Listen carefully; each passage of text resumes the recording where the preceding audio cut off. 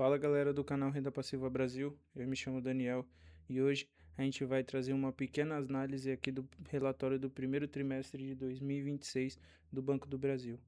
Pessoal, quem acompanha o Banco do Brasil sabe que ele sempre foi visto aí, né, como uma máquina de dividendos, né? Mas o resultado do primeiro trimestre de 2026, o lucro caiu mais de 50% e o guidance foi reduzido e o mercado ficou preocupado, tá, pessoal?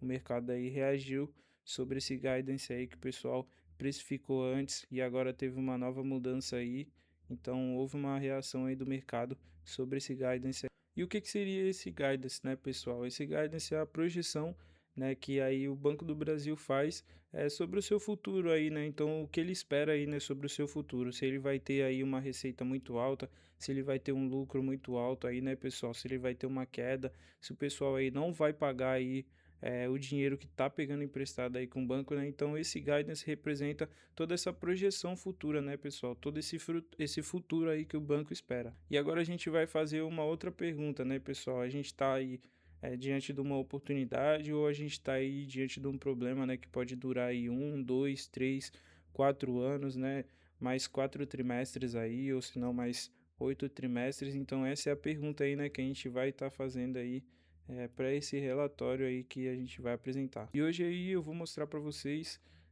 o que aconteceu, por que aconteceu e o que eu vou estar acompanhando aí nos próximos resultados aí do Banco do Brasil, tá, galera? E agora a gente vai entrar na primeira parte aí, né, pessoal? O que aconteceu, né? O que aconteceu com o banco? Por que ele teve esse resultado ruim que não vai ter, né, como a gente maquiar, né? É um resultado que veio aí bem nítido aí pro pessoal. E aqui na página 19, pessoal, a gente já vai poder aqui visualizar que o lucro líquido ajustado ele houve uma queda, tá, pessoal? O lucro líquido ajustado aí de 7,4 bilhões aí no primeiro trimestre de 2025, hoje representa uma queda aí de mais de 53%, tá? Ele virou aí nesse primeiro trimestre de 2026 uma queda enorme para 3,4%, né? E aqui também, pessoal, o ROI, né? O ROI aqui, o que seria esse ROI? O ROI, ele é o retorno sobre o patrimônio líquido. Ele é um indicador, pessoal, que mede a eficiência de uma empresa de gerar lucro a partir do próprio dinheiro investido pelos sócios, ou seja, a capacidade aí, né, que o banco tem em retornar esse seu dinheiro investidos, né? Esse dinheiro que você tirou aí e investiu no banco, o ROI mede essa capacidade de retornar esse dinheiro. E esse ROI aí que no primeiro trimestre de 2025 era de 16,7%, um ROI muito bom que está acima ali, né, dos seus 15%, se transformou aqui em 7,3%, né, pessoal? Uma queda aí bem nítida, mais da metade aí, né, pessoal? Mais da metade aí em queda. Então isso também é uma coisa muito significativa aí, né, pro resultado do banco. E para quem investe em banco, pessoal, uma queda de 50% no lucro sempre vai chamar a atenção, né? Ou seja, a metade do seu lucro aí caiu e o mercado financeiro quer saber o porquê que ele caiu. Ele quer entender o que que houve aí para significar essa queda, o que que aconteceu aí para justificar essa queda. E aí a gente começa a pensar, né? Se é apenas um trimestre ruim ou se o ano inteiro vai ser ruim, se o próximo ano vai ser ruim, se é só uma fase ruim ou se o banco realmente está caindo, está tendo resultado tão negativo assim que não possa se recuperar, né?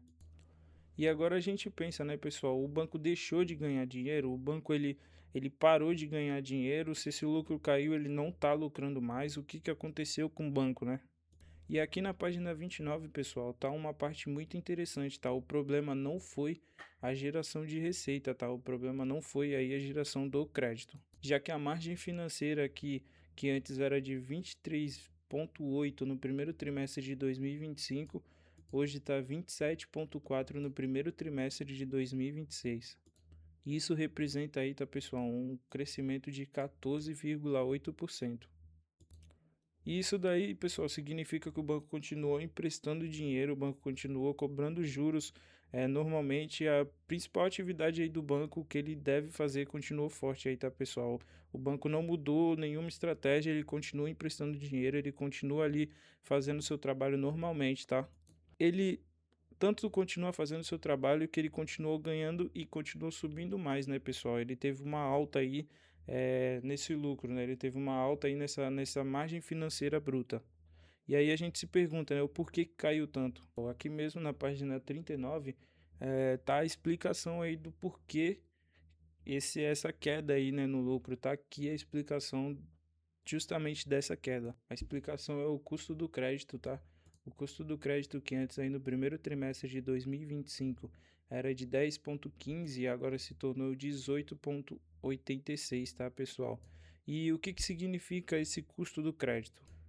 Você imagina aí, né, que o banco ele empresta o dinheiro para produtores rurais, para empresas, para pessoas físicas, para os CNPJs ali, né, as empresas, para os financiamentos imobiliários, para os cartões de crédito, né? Ele tem ali os seus setores que empresta o dinheiro, porém nem todo mundo vai pagar, tá? Nem todo mundo vai pagar e por isso que o banco precisa estimar quem vai pagar e o quanto vai pagar, né? O quanto ele pode perder no futuro e registrar já essa perda antecipadamente. Então o banco já tem que fazer essa provisão se para quem ele prestou o dinheiro, se esse pessoal vai pagar, tá?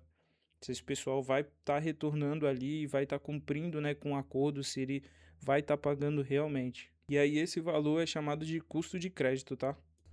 E nesse custo de crédito aqui, que saiu dos 10,15 e foi para os 18,86, representa uma alta aí de 85,8%, tá? Quase 86%. E boa parte desse problema aí, tá, pessoal, veio do agronegócio, tá? Boa parte desse problema aí vem do agro, tá? E aí, pessoal, o agronegócio virou o centro das atenções, né? E o Banco do Brasil é o maior financiador do agronegócio. Então, o agronegócio brasileiro aí tá ligado juntamente com o Banco do Brasil, tá?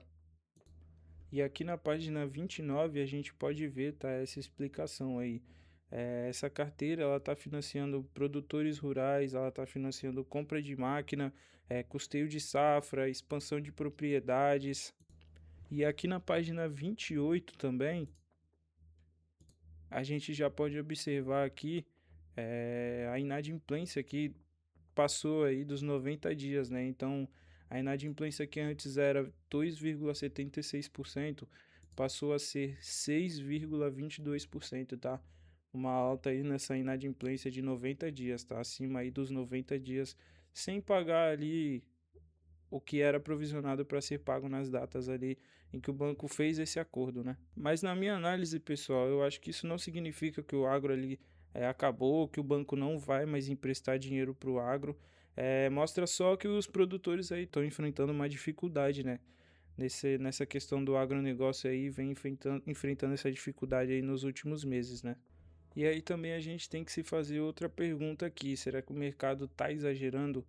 Será que realmente isso daí é um exagero, é um pensamento muito para mais? E aqui a gente pode citar alguns pontos negativos, né, e alguns pontos positivos. Os pontos negativos a gente pode observar aí, né, que o lucro caiu, a inadimplência também aumentou, o custo de crédito aí também está bem alto e o guidance foi reduzido, né? Essa previsão foi reduzida aí de 22 e 26 bilhões para 18 bilhões e 22 bilhões, ou seja, o que era o início aí, né, da previsão no intervalo anterior, hoje se tornou aí o teto, né, o teto dessa nova previsão do banco aí. E agora vem os pontos positivos, né, a carteira de crédito aí ela continua crescendo, né, então o banco continua emprestando dinheiro, o agronegócio aí continua forte, né, só está passando por um momento aí de dificuldade, o banco segue líder aí em diversos segmentos, né, prestando dinheiro aí como nunca, continua distribuindo dividendos aí, né, pessoal? Aqui no site Investidor 10 a gente pode acompanhar aí que o último dividendo pago dele aí foi em 11/6, então ele pagou aí cerca de 5 centavos por ação e mais 8 centavos aí por ação também, cerca de 6, né, 6 centavos por ação e mais 8 centavos aí por ação também, então foi pago aí, né, esses dividendos aí no mês 6 aí de 2026, também teve um outro dividendo pago aí no mês 3, né, foi pago aí cerca de 21 centavos e mais 7 centavos aí também por ação, né, então o banco continua pagando aí seus dividendos. O índice de eficiência do banco aí também está, né, de apenas 28% e a gente sabe que o índice de eficiência, quanto menor o índice, menor esse número do índice, né, melhor aí para os bancos, melhor, né, para a ação. É basicamente, né, pessoal, quanto o banco precisa gastar para gerar receita, né? Quanto o banco gasta para poder gerar essa receita aí, esse lucro que ele está tendo. E agora a gente pensa, né, pessoal, o que que a gente vai acompanhar daqui para frente? O que que a gente vai acompanhar aí no futuro, né, pessoal? E a gente tem aí três indicadores aí que a gente pode acompanhar, né? Então a gente pode acompanhar aqui na página 28 a inadimplência do agro, né? Se ela vai se manter aí, né? Se o agro não vai continuar não pagando aí, né? Nesses 90 dias, né? Se essa inadimplência vai se manter alta aí nos próximos relatórios aí da ação, nos próximos relatórios do banco, né? Então a gente vai acompanhar aí para ver se ele vai se manter alto aí, igual está sendo alto nesse relatório.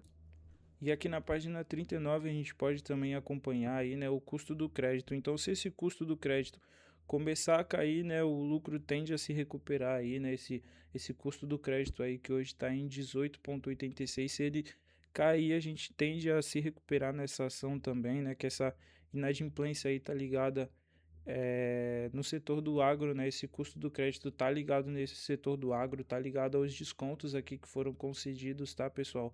O descontos aí que antes era de 374 milhões, aí passou a 3 bilhões, tá, pessoal? De descontos aí concedidos nessas dívidas, tá? Então, se o banco voltar aí para os lucros de aproximadamente 6 ou 7 bilhões por trimestre, a percepção aí do mercado pode se mudar rapidamente, né? Então, a gente pode voltar aí, ter uma alta na ação, a gente pode voltar aí, ter um valor alto aí, então, nessa ação, né, pessoal?